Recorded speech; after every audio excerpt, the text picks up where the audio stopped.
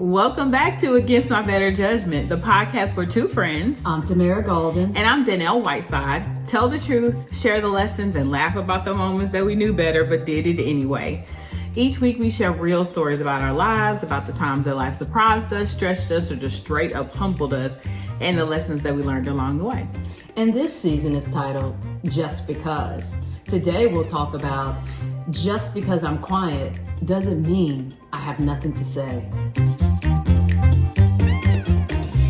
When are you quiet? You know, this is just so irrelevant. Anyway, how was your week? It was good. It was good. Got a lot of good family time in. It's basically the end of the summer. God. So where did the summer go? I don't know. This is crazy, but I have had a few moments where, we've been just surrounded by family and friends. And I remember one morning I was like, you know what? I am really wealthy. Yeah. I am really wealthy. I have so much love around me, and just seeing my kids laugh and play, having family and friends around. And so I just have been bathing in that. Yeah. So this summer was a great, I've just been able to point to so many things in this summer that remind me, you just are a blessed girl. So. And you're a blessing. Thank you. Thank you. How about you? Great. So I have had is it squatters when people sneak in your house and they don't leave? Yeah. So my parents. Oh, don't do them like that. They flew in from Texas. So they drove from Dyersburg here to fly out to Texas because the airport's here, obviously. So I dropped them off at the airport. A whole week later, barely hear from them. I mean, I might get one hi. Didn't hear from those jokers. They come back on a Tuesday. They were leaving for 5 days. They were on their way home. And so they have been here. It's been so much fun. I'm just teasing. So as usual, they're so easy. I'm we're not about to say they squatting now.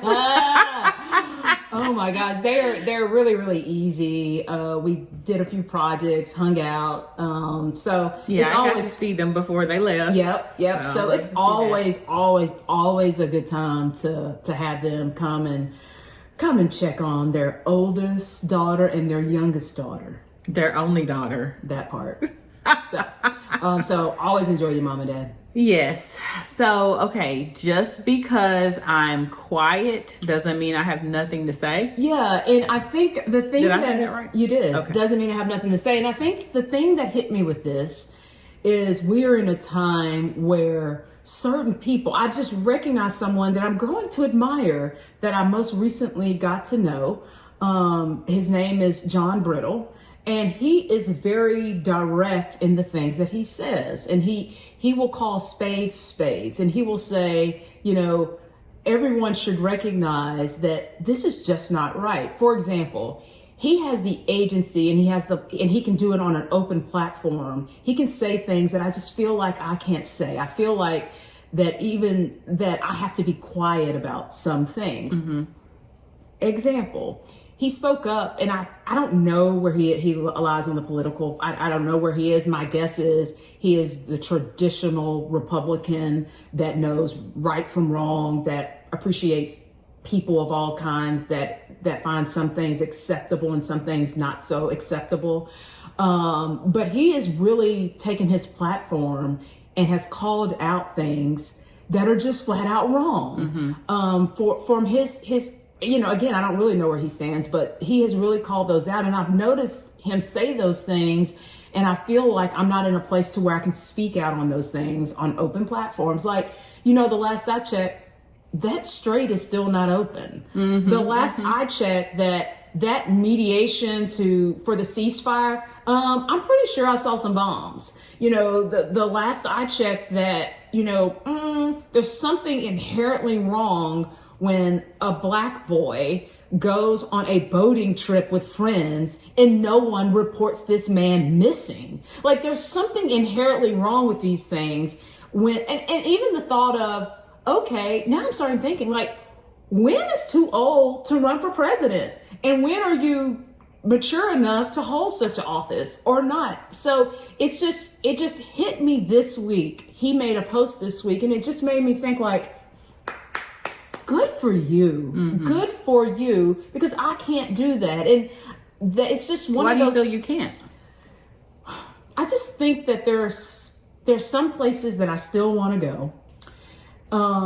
And there's some conversations that I still want to have, that if I speak out on everything I feel, it would disrupt the places I want to go, and it would dilute the conversations that I still want to have. So can I? Absolutely.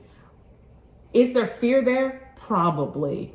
Am I reading into some, like, is this exactly what the time needs?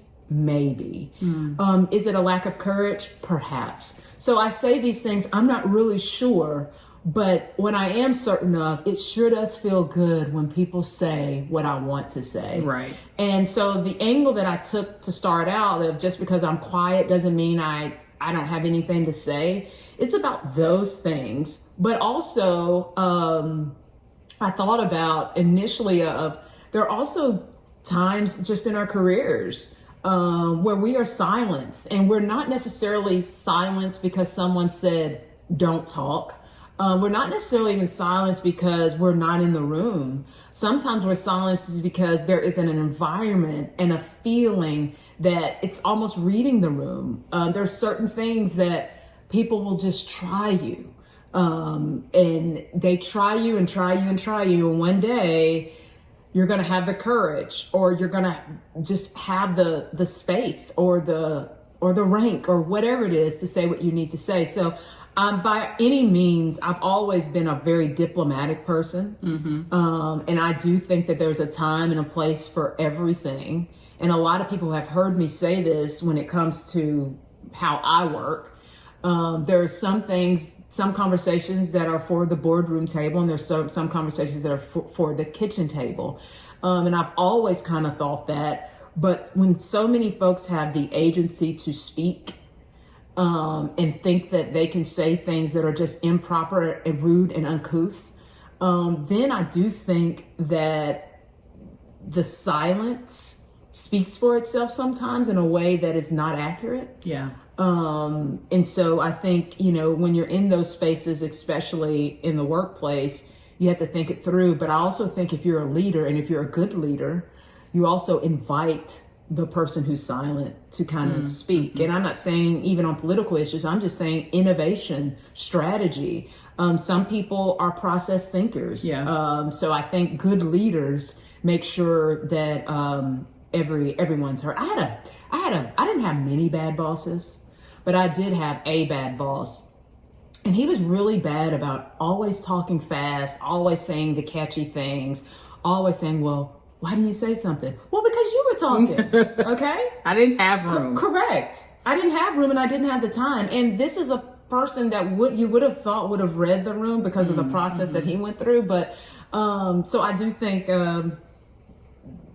those are things. And I also think society has figured out a way to value and or devalue someone's loudness. You can talk and you can be quiet, and your quietness, your silence can be loud, and then you have loud. And I think about Jasmine Crockett, that when she came on the scene, think what you want. And when it comes to Jasmine Crockett, fine. But one thing that is objectively true is that she was heard, and she figured out a way to be heard. Yeah. Now, the way in which she was heard was very vocal and in many ways loud. That's just factual. But she figured out a way to communicate with people that can hear her, i.e. her constituents. Mm-hmm. And then you have folks that are a lot, they do come on the scene a little more meek and a little more in a silent type of a way. But those aren't folks that get the hashtags. Those aren't folks that we can remember. Those aren't folks that, and I'm not talking about Maya Angelou. I'm not talking about that kind of stuff. I'm talking about when we're talking about when we rank people and their impact, loudness kind of wins the day. And it's not right, wrong, good or bad, but it certainly is in many ways. Yeah, there are so many things that are going through my mind right now in this conversation. I mean, we have this platform, and one of the things that we said when we started this is like, we don't want this to have us lose a relationship that we care about or an opportunity that we care about. Correct. And so to your earlier point about like, I still have things I'm trying to do, that I'm still there are conversations that I want to have. I feel very much the same in this space, but also like in workspaces and all those sorts of things. So like, I really try to say the things that matter to me, but I don't say things that I know could potentially, count me out for an opportunity or, something like that. But, what I wrestle with in my daily life is that I'm not pointing out the obvious. I'm not calling out certain things that I see. And I wonder sometimes, am I betraying myself? Am I betraying my kids' future, by not being more outspoken about certain things? And I just don't know where I land on that right now. I don't. It's someone else saying it, Yeah, but and that's a good point, because I think sometimes the messenger dictates whether or not you can be heard. Mm-hmm. Like me saying, I hate racism is but I don't think would be heard in the same way as someone who benefits from racism saying I hate racism. And so I think in the times in which we find ourselves, I think people who have less risk in using their voices should use their voices more. Like you said, mm-hmm. There are certain times where if I say something, then that's counting me out. But there are some people who can say something and they don't face any consequence. Absolutely. And so if you are in that position, like, I really wish more people would say things where they have less to lose. I agree. I have a lot to lose here. You know what I'm saying? And so, but then on the same token, it's like, sure, you have a lot to lose, but you have even more to lose if you don't speak out. So I think that now that's a good point. And I read a quote that said, our ancestors die twice when we're silent against injustices. And to some degree, we are at a place where it's always somebody else is going to do it. Someone else is going to do it. Someone else is going to do it. And on one episode, I said that I went to someone talk about the Holocaust. One of the things that she said that really resonated with me is she said, just because you start a movement or start something and you know that it won't get finished in your lifetime, doesn't absolve you from the responsibility of starting it and doing something right now. Mm-hmm. I think what's lost in that is what the something is and what you can do. And the reality is I got a lot of decades left in me. Mm-hmm. So I don't know. And am I willing to sacrifice the way in which people have sacrificed for me the last 100 years? Here's the reality is, as humans, we have all evolved. And right, wrong, good or bad, the more removed we are from it, the less wired we are for certain things. Yeah. And we've had exposure and some opportunity that we say that what I have to risk now, what I have to lose now is more or bigger than what they had to risk. That's not true. No. Yeah. But the folks that can do it, that's how you know they're the right folks for it. And some folks that can do it, and they're not the right folks for it. Mm-hmm. So I think we've got to figure out what we can do. I remember someone at the time was a colleague, and she said, I can't do much, but what I am going to do is I'm going to register people to vote. that is what I can do, that it's proactive, I've done it, this is something I can control. And I think we have to identify those things, because they don't have to be really, those things aren't loud. They're not. They're not loud, but they're impactful. Yeah, and I get that. I just, as you can tell, I'm wrestling with this because, you know, I work in higher education. Everybody knows that. And I am an attorney. Everybody knows that too. And so one of the things that I have done over the last couple of years after, you know, our legislature said, like, you know, basically you cannot have diversity, equity, inclusion programs. We used to have scholarships for minority students. We had committees to try to increase the number of unrepresented people on our campuses, whether that be students or employees. And so for the last couple of years, my job has been to dismantle all of those things. You know, tell people, hey, the law now says, you know, you can't have a scholarship for students of color. And so inside, you know, knowing that my grandfather had he owned a grocery store in Pine Bluff, Arkansas, and he used the top of his grocery store to allow the Student Nonviolent Coalition Committee to organize in his space. And that was a huge risk for him. I mean, as a business owner in that community, but he took the risk. Martin Luther King even came to his space, and he was known in the community. And I have just felt like such a fraud, you know, like doing the work that I've been doing for the last couple of years, dismantling, you know, things that he fought to ensure would be available for me. These are doors that I was able to walk into because of what he did. And here I am effectively closing those doors for people who look like me. Like, it's not been easy. And I have wondered what was I supposed to do in these instances? Because I can't break the law. Like, I'm sworn, you know, I'm a sworn attorney to say I'm going to uphold the law, and I have to represent my client. So I want to make sure that they're in compliance with what the laws are. But internally, that hasn't felt good. Yeah, no, I can definitely see that tug of war. But I will say, you know, a lot of times comparison it's hard to, there are a few things that are apples to actually compare. And I think that as anything, this is different. I mean, it's just totally different. Yeah. They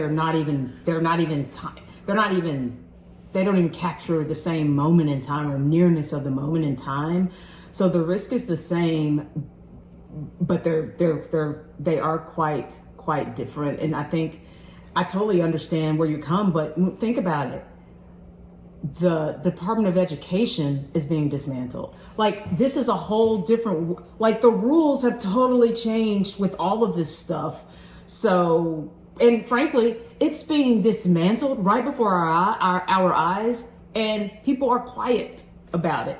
I know people have something to say, because y'all had something to say about stuff that you had something to say about P. Diddy, and that stuff didn't even matter. So I know people have something to say. Yeah, and so what's the responsibility there? You know, like, should we be more vocal about the things that we care about? Should we be more vocal about, you know, like, I am. Well, I think the responsibility is, you mentioned Dr. King.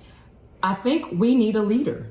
We need a leader on so many levels. Leadership matters, and we are lost without one. We need a leader. We need a Democratic leader. We need Republican leaders. We need leadership. Yes, but if we are constantly looking for someone else to do it, and we're all weighing the cost of doing it, what if no one does it? It's like there was this remember there was this research about people who see other people being victims of crime. Oh yeah. And people kept walking by because they're like, somebody else is going to do it. But then you literally watch someone get killed. Correct.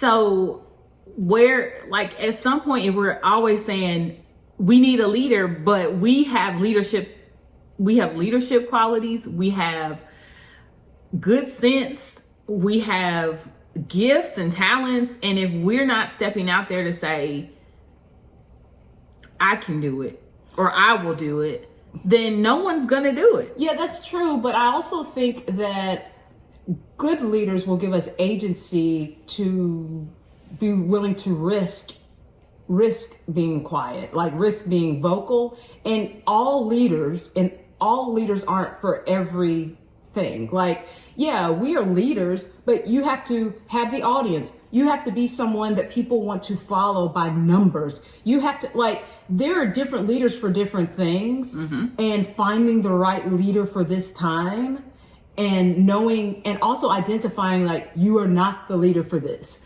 That even takes some courage also. So I don't know. It's a fantastic conversation that can go in circles, but I think it's, you know, at the end of the day, I think that there's a lot to be heard in one's silence. And if you want to hear it, pull up next to them. Yeah, catch me outside. Yeah, look me. Catch me outside. Catch me off these cameras. Correct. Catch me when I'm, moving in between. Correct. You'll hear what you'll get the full picture. Yeah, and I think that's for now.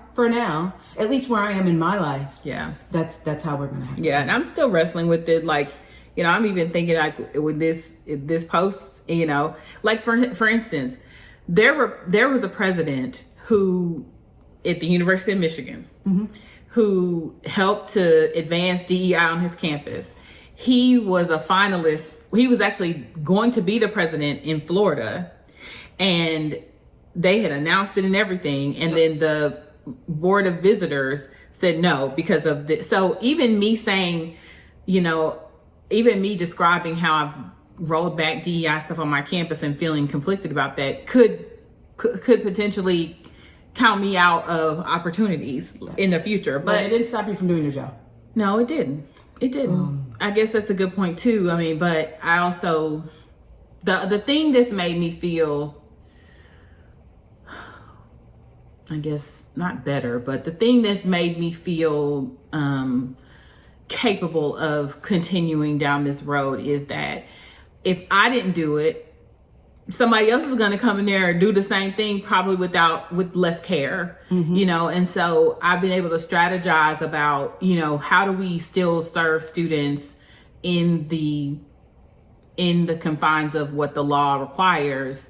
And there would be someone else who would have less care in doing that. So that's the thing that I've just said, like, no, you still make sure that the institution is compliant, that it is going to meet the moment, but you've also done it in ways that honor, people's differences. So yeah, and I also think about, like, with that, on this particular issue of rolling back certain things, certain scholarships, is okay. That's when those groups that can be vocal can step in. That's when I think about NPR losing its funding. NPR is a safe conversation. Losing its funding.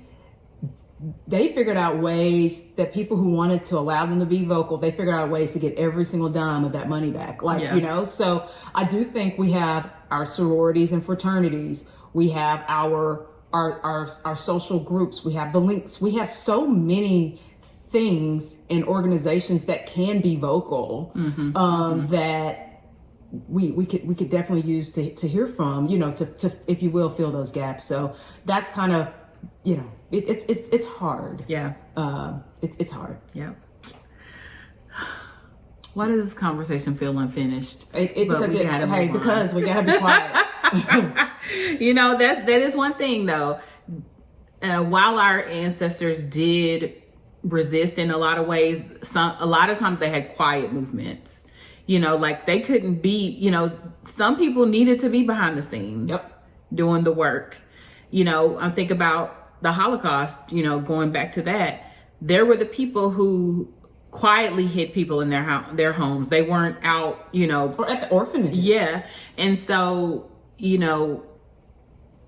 the movement using, making your voice heard doesn't necessarily mean, or all the time mean, standing on the corner with your protest sign. There are ways that you can meet the moment. and use your voice in other ways that might be quieter. So, yep.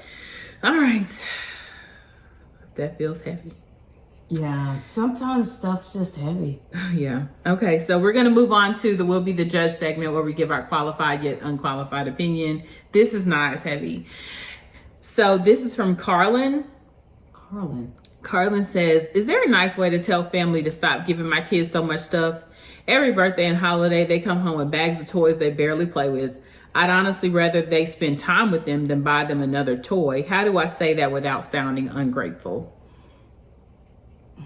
Carlin, tell me.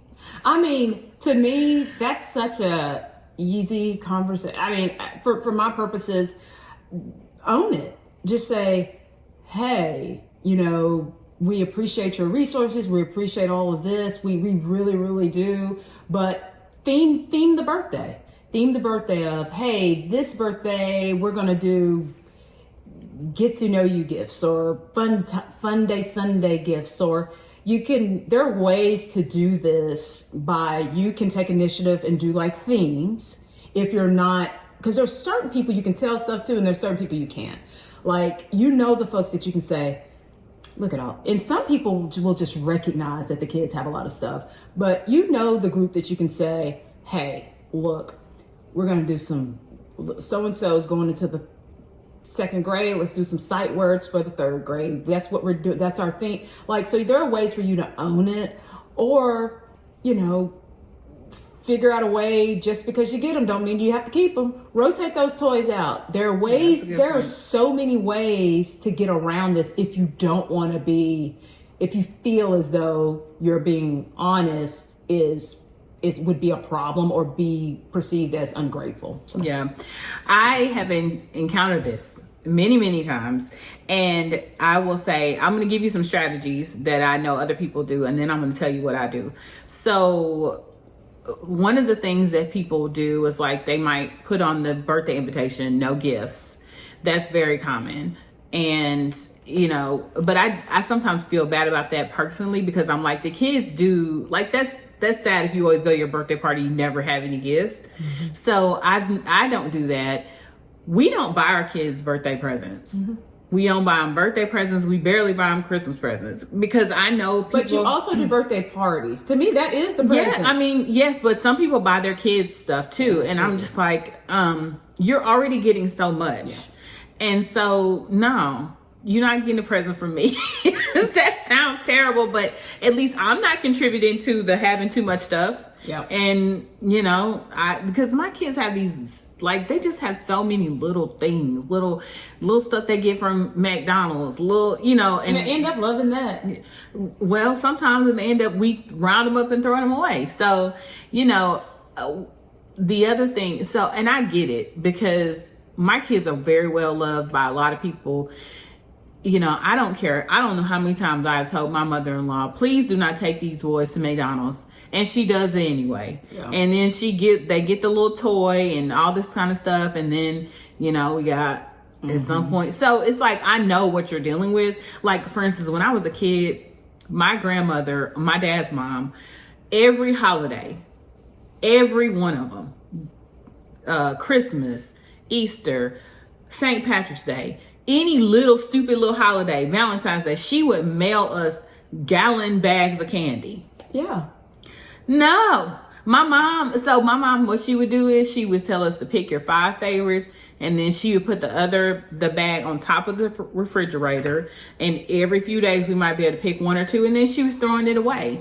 And I know my mom, I know she did not want, and she definitely didn't want to tell her mother-in-law to stop sending us stuff. So she just distributed them how she saw fit. It wasn't hers. And that's, what?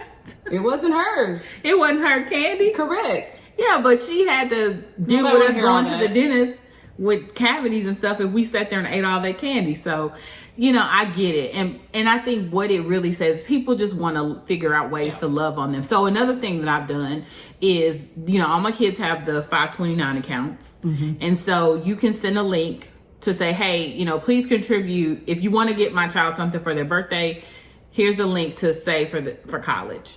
Some people will do that. Some people will give gift cards. Somebody send me a cash app. Yeah, I like Carlin. I was about to say Carolyn. Carlin, so I like everything Danelle said except asking for money. Well, if you're going to spend $15 at Target on a toy that they're going to throw away. But keep in mind, would the kid like it? This is the kid's birthday. Like, that's all I'm saying. Like, that's the only thing I disagree with is, it's one thing if someone volunteers to do it, but Carlin, otherwise, because it is the kids, what they want. And yeah. I would just say, like, no gifts. If you want to contribute to, if you want to just get something, put something in the college fund. We got, for Shannon's birthday, somebody gave us a cash app. No one, I'm like, now I gotta transfer it and cash it. Shannon, and that's the thing, Shannon don't want cash out. He doesn't even know what that is. So he's like, where's the present? So anyway, I don't know what to tell you. Just, You heard what I said. But if you said you'd rather them spend time than say, hey, like, please, I don't know, will you come over? A gift would be for you to come over one weekend and hang out. Pick with your us. day. Yeah. Like, have a calendar of available days. Have people pick their slot. And y'all fill out this slot before so-and-so's birthday, and they can look and say, oh, Auntie Tamara's on Saturday from 2 to 4. Yeah. I just did that. Yeah, but no one, I wouldn't think you're ungrateful. The only thing I would say is if they do it anyway, if they buy the stuff anyway, still say thank you, because they didn't have to do that. And you can manage it after you, like. What I'm not going to do is keep it forever. Like, if you come around looking for, what I buy you last year and blah, blah, blah, blah, blah, blah, blah, blah, blah. What I'm not going to do is keep it forever. That's what's not going to happen. The other cousin might have it the next time you see the other cousin. It will happen. It's gone. So, yeah, it's okay, girl. We don't have all the answers. We don't. We don't. I'm still exhausted from the first topic. Whatever. Throw it all away. Tell them you don't want it. I don't care. Trash. All right, so we're moving on to the Against My Better Judgment segment, and it's my turn. Hit it. Okay, so Against My Better Judgment, I mind my own business. I know, I got two things to tell you. Okay, so people tell you to mind your own business, and I take that very literally. Most of the time, I'm not a gossiper, typically. Like, usually if I talk to you, it's going to be about the things that, like, we share or whatever, but I'm not really coming to bring you stuff. And most of the time, people don't bring me stuff. Mm-hmm. But I know people gossip. Yeah. They just don't gossip with me. Mm-hmm. And so the downside is that sometimes I don't know the context until months later. And so I'm going to give you two. I have one past example, and then I have a present example. Okay. So in the past, you guys know I'm a member of a Greek letter organization. And so we're in a chapter, it's probably like 25, 30 women. And I was literally the person that could go and hang out with, like, there were, there was different people that gravitated towards each other. But me and my best friend, we were typically the ones that kind of could be with any one of them. Like, put us in this other mix and we cool, put us in another group. But it was one night where I realized that the chapter was divided, and this one group was mad at this other group because each one of them, in the one person out of the group of each group, were messing with the same guy. So I'm sitting there like, how did I not know this? Like, I had no idea. And I'm floating between the groups having a good time, and no one told me. So, like, when I'm trying to do stuff with the chapter, like pull stuff together, and it's kind of like I'm noticing, like, oh, wait a minute, so-and-so's not really trying to partner with the other person. Like, how did I not know that there was this division amongst the group? Wow.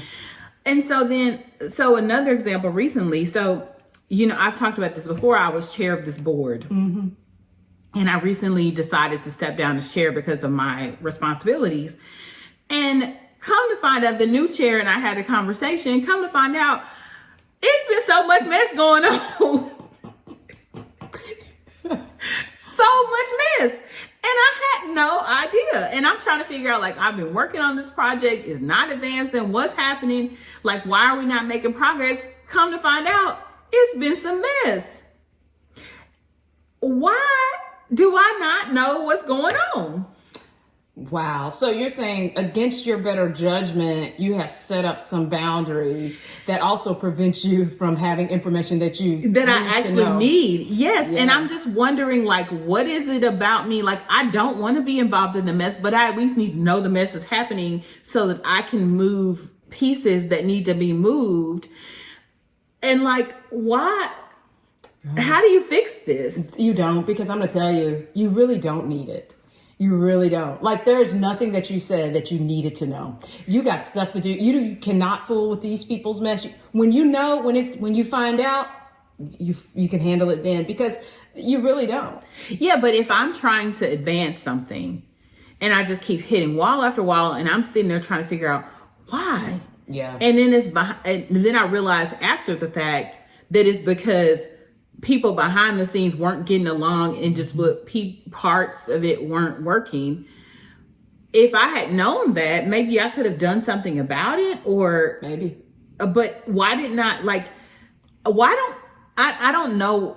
The question is, why don't people bring me the mess? But like, why? I'm just really able to be in this world and put my head down and do what I need to do. But like, at some point I need to know the backstory. And so like, when I'm in leadership and at like work, especially when I was president, I just noticed that I had to find someone who would tell me what I needed to know when I need, like, what's going on, like what's really going on. But it doesn't occur to me to do that in other settings. Yeah. Cause I'm just like, well, everybody must be fine. No, never.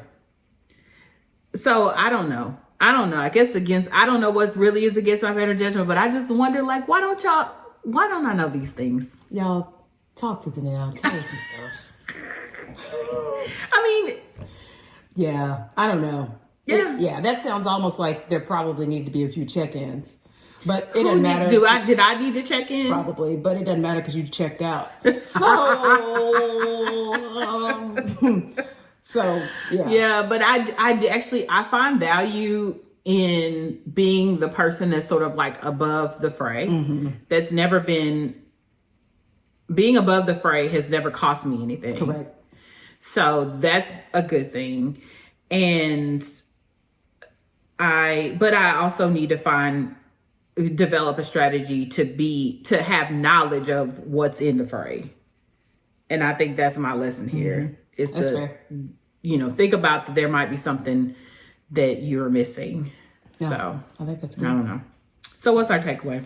I think the big takeaway is recognize silence, but not taking it at face value. Getting underneath what it is and making sure that someone's silence is not a signature signing off on nonsense. Yeah. I think my takeaway is to wrestle with your voice and to reckon with not using your voice and decide when is appropriate. And just because you don't use your voice in certain settings doesn't mean that there are not other ways that you can make your voice heard. And so always be trying to find the ways that you can. Agreed. And we like to hear from y'all. Yeah. Tell us, when you've decided to, say something, speak out, or be silent, and, how did you make those choices? Or, how did you tell your family to stop giving your kids gifts? Let us know about that. All those things. So do that by sending us an email at againstmybetterjudgmentpod@gmail.com or on Facebook and Instagram at againstmybetterjudgmentpod. Yeah, and if there are some stars that you want to give us 5. Share this if you thought that something resonated with you or this message can resonate with some more folks. Just share it, click, subscribe, and give us 5. So before we go, though, this is the last episode of this season. We've had fun really toying with tensions, but just because I've this doesn't mean that, and I really hope you've enjoyed that. Absolutely. We'll see y'all next season. Yep. For some more good conversation. Take care. Bye, y'all. Bye.